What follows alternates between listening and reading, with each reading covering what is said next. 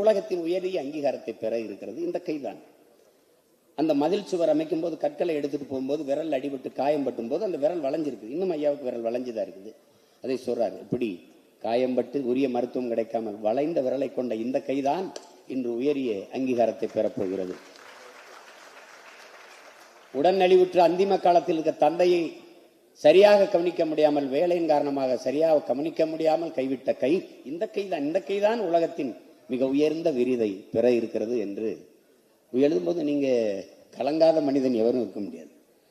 அவர் ஏன் இவ்வளவு ஈடுபாடு இருக்குதுன்னா, நம்மள ஒருத்தர் அவருடைய சாதனை என் சாதனை, உங்கள் சாதனை, நம் ஒவ்வொருவருடைய சாதனையாக இருப்பதால் தான் நமக்கு இவ்வளவு இனந்தெரியாத மகிழ்ச்சியும் பூரிப்பும் பெருமையும் இருக்கிறது.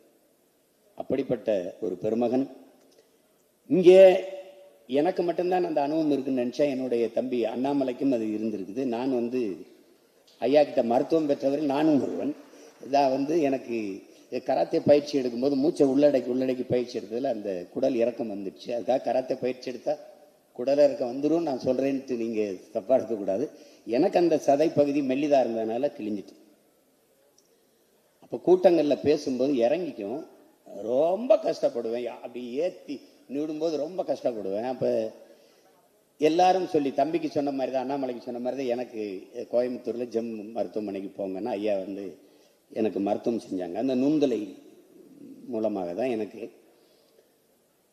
அப்போ நான் மருத்துவம் முடிச்சுட்டு அப்போ போகும்போது நான் ஓய்வு போகிறேன், திருப்பி வீட்டுக்கு போகிறேன். அப்போ உனக்கெல்லாம் சரியாயிட்டு, நீ மறுபடியும் போயிட்டு ஒரு மாதத்துக்கு கொஞ்சம் ஓய்வில் இரு, மறுபடியும் போய் கடுமையான பயிற்சியில் மட்டும் செய்யாத, மற்றபடி போய் எல்லா வேலையும் பாருன்னு அனுப்பிட்டாங்க. அப்போ பணம் கட்டிட்டு நான் வீட்டுக்கு செல்லணும். கட்டண தொகை எடுத்துகிட்டு வராரு, போகிறேன். இங்கே கட்ட போகிறாங்க.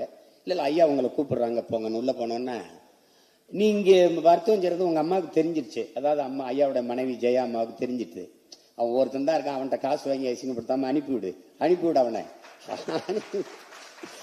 உங்கள் அம்மா அனுப்பிவிட சொல்லிட்டா, நீ போ, உடம்பு பார்த்துக்க, வேற ஏதாவது என்னை கூப்பிடுன்ட்டு அனுப்பிட்டாங்க. அப்போ நான் சொன்னேன், என் தம்பி என் அன்புடைய இளவல் செந்தில் இருக்குதார், ஐயாவுடைய மருமகன். நாங்கள்லாம் சுற்றி பார்க்கும்போது நான் சொன்னேன், செவிலியர்கள் எல்லாம் நம்ம ஆளுகள் அல்ல.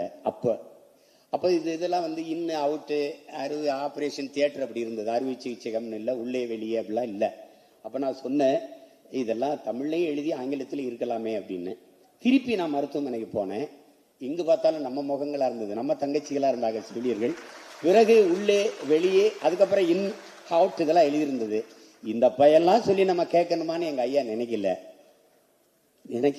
ஏன்னா எனக்கும் அவருக்கும் வருது ஒரே ரத்தம், தமிழ் ரத்தம்ங்கிறதுனால தன் தாய்மொழியை நேசிக்கணும்ட்டு செஞ்சவர்.